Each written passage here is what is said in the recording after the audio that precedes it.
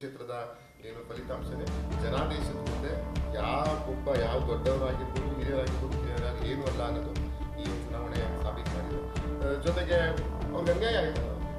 ಈಗ ಇವರು ಮಾಡಿದ್ದೇನು ಪಾಪ ಅವ್ರನ್ನ ನಂಬಿಸಿ ಲೋಕಸಭೆ ಚುನಾವಣೆಯಲ್ಲಿ ಅವ್ರಿಗೆ ಕೆಲಸ ಮಾಡಿಸ್ಬೋದು.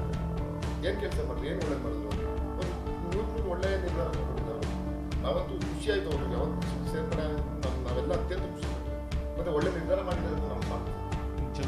ಬಹಿರಂಗವಾಗಿ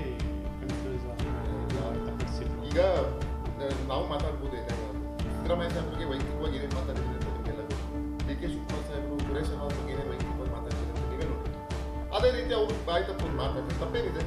ಬಾಯಿ ತಪ್ಪು ಮಾತು ಯಾರಾಗಿ ನಾವು ಯಾರು ತಪ್ಪು ಮಾಡದೇ ಇರ್ತೀವ ಮಾತಾಡ ಅದನ್ನೇನು ಚುನಾವಣೆಗೆ ಇಂಪ್ಯಾಕ್ಟ್ ಆಗಿಲ್ಲ. ಆಗದಾಗಿದ್ರೆ ನಾವು ಸೋಲ್ಬೇಕಾಗಿತ್ತು. ಈಗ ಅವರು ಸರಿಯಾದ ರೀತಿ ಆಯ್ಕೆ ಮಾಡ್ಕೊಂಡು ಯಾರೋ ಒಂದು ಕ್ಷೇತ್ರದಲ್ಲಿ ಇರಬೇಕಿತ್ತು. ನಾವು ಎಲ್ಲಿ ಕಳ್ಕೊಂಡಿದ್ದೀವಿ